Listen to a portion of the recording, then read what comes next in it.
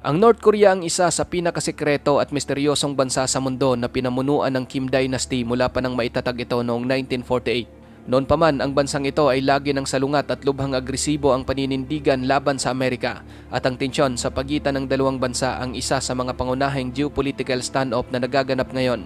At nitong mga nakaraang buwan, ang tunggalian na ito ay umabot na sa punto ng matinding mga provokasyon at pagbabanta sa pagitan ng mga bansa. Welcome sa Maharlika TV. Sa videong ito ay sama-sama nating tuklasin ang historical na tunggalian sa pagitan ng North Korea at ng Estados Unidos. At tatalakayin din natin ang isang komplikadong tanong kung bakit sa gitna ng patuloy na mga provokasyon at pagbabanta ng North Korea ay hindi pa rin sila inaatake ng Amerika. Bago tayo magpatuloy, isang like lang po ang hinihingi ko para sa videong ito. Malaking bagay na po yan bilang suporta sa ating bawat in-upload. Back to the video.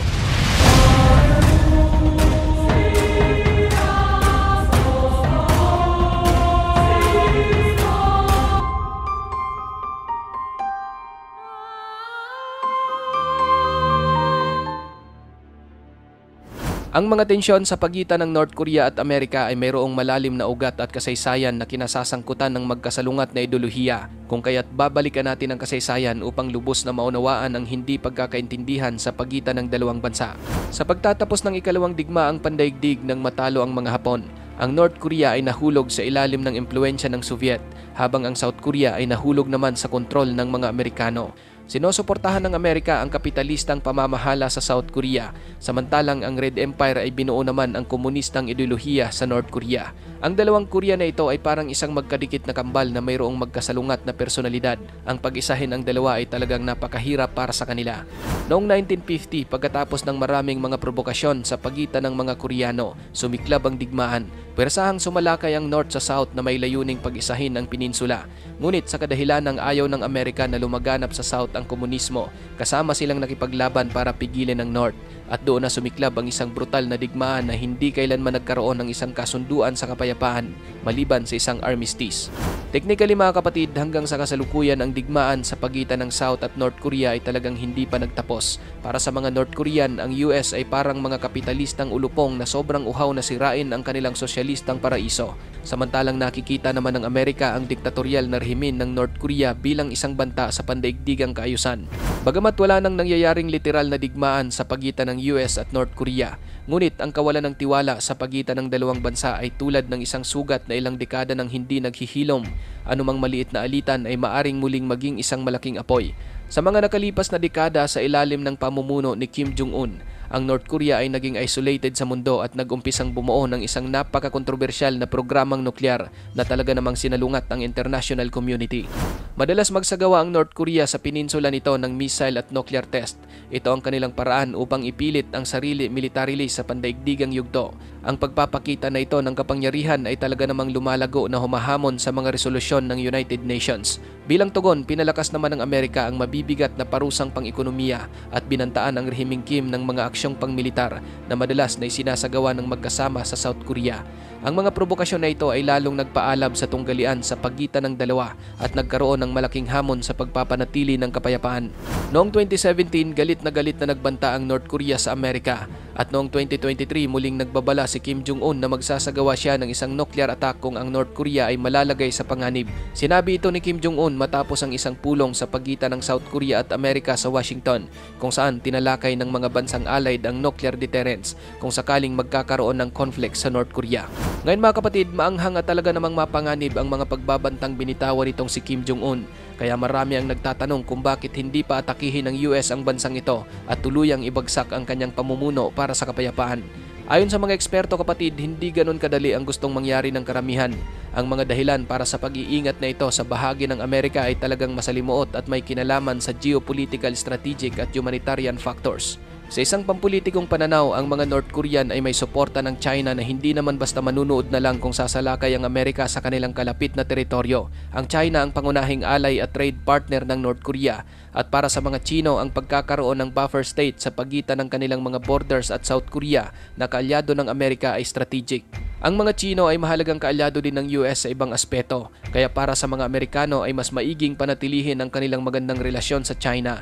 Bilang karagdagan, ang isang preventive strike ng Amerika ng walang direktang provokasyon ay maaring makita ng international community bilang aggression at paglabag sa mga prinsipyong etikal na naglalagay sa bansa sa isang mahirap na diplomatikong sitwasyon.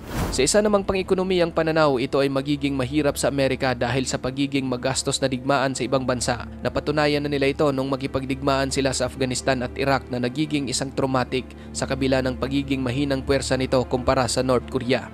Sa isa namang military point of view, ang mga panganib ng isang pag-atake sa North Korea ay napakalaki. Ito ay dahil ang dictatorial regime sa Pyongyang ay ilang dekada ng pinamahalaan. Nakabuo na ito ng isang malawak na military arsenal na siyang naglalagay sa North Korea bilang isang bansang mayroong tunay na makapangyarihang militar. Ayon sa pagtataya mula sa International Institute, ang North Korea ngayon ang pang-apat sa mayroong pinakamalaking hukbo sa buong mundo na may higit 1,000,000 aktibong sundalo at 600,000 na mga nakareserba.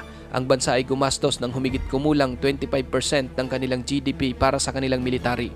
Ang isang large-scale invasion sa North Korea ay magiging lubhang mapanganib at maaring magdulot ng daan-daang libo o kahit milyon-milyong pagkamatay. Ang kabisera ng North Korea na Pyongyang ay 120 kilometers lamang ang layo nito sa border ng South Korea at tahanan ito ng mahigit 3 milyong katao. Ang isang napakalaking conventional attack dito ay paniguradong magriresulta sa pagdanak ng dugo. Ang South Korean capital naman na Seoul kasama ang 10 milyong naninirahan dito ay labis ding malalantad sa sitwasyong ito. Easy target din ito sa mga artillery dahil 50 kilometers lamang ang layo nito sa border ng North Korea. Ang North Korea ay mayroon ding arsenal ng mga tangke na umaabot ng 4,000 at 2,500 na mga artillery. Gayunpaman, marami sa mga ito ay talagang luma na ang mga weaponry. Ang kanilang Air Force ay mayroong humigit kumulang 600 mga aircraft. Kasama rito ang Russian MiG-29 fighters na kanilang nakuha noon pang mga 1980s. Ang kanila namang Navy ay binubuo ng pangunahing maliliit na mga sasakyang dagat at mayroon silang humigit kumulang 70 diesel-electric submarine. Bilang pangako naman ng Amerika na ipagtatanggol ang kanilang mga kaalyado, naglagay ang mga ito sa South Korea ng puwersang militar na umaabot sa 28,000 na mga tropa at advanced na mga sandata kabilang ang THAAD anti-missile system, F-35 stealth fighters, nuclear aircraft carrier at mga submarino. Bumuo rin ang Pentagon ng mga preventive attack plans tulad ng mga decapitation options upang alisin ang pamunuan ng North Korea o disarmament upang sirain ang mga pasilidad ng militar. Ngunit bagaman superior ang Amerika sa teknolohiya, wala pa rin silang garantiya ng isang mabilis at mapagpasyang tagumpay. Maaring magdulot ng matinding pinsala ang North Korea sa rehiyon bago matalo. Bilang karagdagan, sa paglipas ng mga taon, ang North Korea ay nagtayo ng malaking arsenal ng mga ballistic missile na kayang tumama hindi lamang sa mga target sa South Korea, ngunit pati na rin sa Japan at American base sa Pacific. Ang kanilang pinaka-advanced na mga modelo tulad ng Hwasong 15 na mayroong intercontinental range at posibleng maabot ang US mainland. Bilang tugon dito ng Amerika, ang kanilang 50,000 na mga tropa ay ipinosisyon sa Japan, kabilang ang isang malakas na armada ng hukbong dagat sa Pasipiko na may mga aircraft at nuclear submarines. Dagdag pa rito, kung talagang kinakailangan, mabilis ding maililipat ng Amerika ang kanilang mas maraming tropa at armas mula sa California at Hawaii patungo sa rehiyon. Madalas din silang magsagawa ng mga magkasanib na pagsasanay militar kasama ang South Korea at Japan upang i-intimidate ang North Korea. Sa kabila ng pagkakaroon ng pagiging mas malakas na puwersang militar ng Amerika sa North Korea, isinasaalang-alang pa rin ng Estados Unidos ang napakalawak na human at political na mga panganib ng direktang konfrontasyon sa Korean Peninsula. Lalo na ngayong mayroong pinakamalaking military asset ang North Korea, ang nuclear arsenal nito. Pagkatapos ng mga dekada ng pagbuo ng nuclear program, ang North Korea ay nagsagawa ng kanilang unang atomic test noong 2006. Mula noon, nagsagawa na ang bansa ng 6 na kumpirmadong nuclear test. Hindi pa kabilang ang kanilang pagbuo ng mga miniaturized warhead na maaring i-load sa mga ballistic missiles. Ang American intelligence at mga ahensya na tulad ng United Nations ay tinataya ang North Korea na mayroong kasalukuyang nasa pagitan ng 20 at 60 na mga nuclear warhead sa arsenal nito. Ito ay magbibigay sa bansa ng nuclear deterrent na kakayahan laban sa anumang conventionally superior na mga kaaway, kabilang ang Amerika. Hindi binunyag ng US ang lahat ng kanilang military strategy sa rehiyon, ngunit naniniwala ang mga analyst na sa kaganapan ng direktang paghaharap, ang US ay pipili para sa isang matinding kampanya ng pambobomba at paggamit ng cruise missile laban sa mga strategic target ng North Korea. Ang layunin ay upang mabilis na masira ang mga enemy offensive capabilities tulad ng mga missile at nuclear weapons, pati na rin ang command and control centers. Gagawin naman ng mga stealth aircraft at guided missile ang mga surgical strike upang i-minimize ang mga civilian casualties. Gayunpaman, ang mga panganib ng naturang paghaharap ay nananatiling napakataas. Bukod sa pagkawala ng maraming buhay, maaring kontrahin ng North Korea ang South Korea at Japan na maglilikha ng mas malaking digmaan. Nagtayo rin si Kim Jong-un ng libu-libong pasilidad ng militar sa ilalim ng lupa tulad ng mga bunker at tunnel na ginagawang mas mahirap ang pambobomba. Kaya naman ang pag-atake sa nuclear program ng North Korea ay parang paghahanap ng karayom sa isang mataong lugar. Hindi rin alam ang mga eksaktong lokasyon at dami ng mga nuclear warhead ng North Korea at mga uranium enrichment facilities.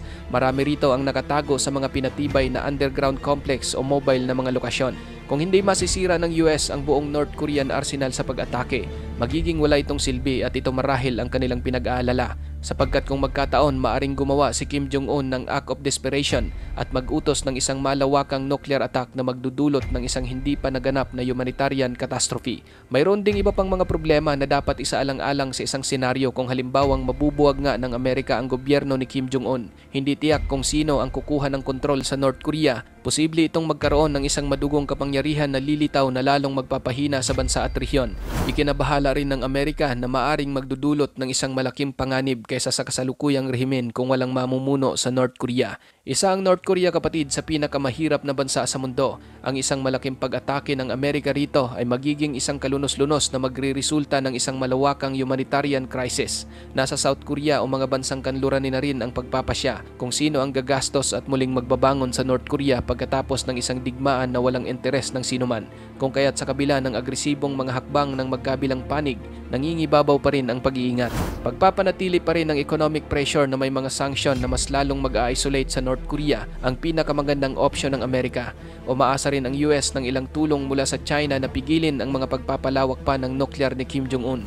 Kamakailan ng Estados Unidos ay lumahok sa magkasanib na pagsasanay militar kasama ang Japan at South Korea upang palakasin ang pagpigil laban sa posibleng pagsalakay ng North Korea at nangako sila na tutugon kung aatakihin ang kanilang mga kaalyado. Ngunit sa pangkalahatan, iniiwasan talaga nila ang mga tinatawag na unnecessary provocation upang mapanatiling bukas ang mga diplomatikong relasyon. Sa kabila ng patuloy na iringan ng magkabilang panig, mahalaga pa rin sa US na hindi na mangyayari ang isang bagong digmaan sa Korea at bagaman walang nagaganap na isang direktang salungatan, patuloy pa rin ang Amerika sa pagpapakita ng kanilang superiority. Ito ay sa pamamagitan ng pagsasagawa ng missile test at pagpapakita ng puwersa sa rehiyon at patuloy na naghahanap ng isang negosasyong solusyon upang mapigil ang mga nuclear na ambisyon ni Kim Jong-un. Sa ngayon mga kapatid, mas pinili pa rin ng Amerika na i-isolate ang North Korea nang sa gayon ay maiwasan ang isang mapanganib na military option na maaring magpapabagsak sa buong rehiyon sa isang mapangwasak na digmaan. At ang North Korea ay nananatili pa ring isa sa pinakamalaking foreign policy at hamon sa seguridad para sa Estados Unidos. At ang pagkabigong mapigil ang nuclear program ng rehimeng Kim at ang nuclear arsenal nito ay maaring magpapatuloy pa sa darating na mga dekada. Ikaw kapatid, ano ang masasabi mo sa videong ito? Para sa iyong opinion, i-comment mo na yan sa ating comment section sa ibaba. At kung nagustuhan mo naman ang videong ito, paiwan naman ako ng like at pasubscribe na rin sa ating munting channel. Maraming salamat sa panonood hanggang sa susunod na naman nating upload. Peace out!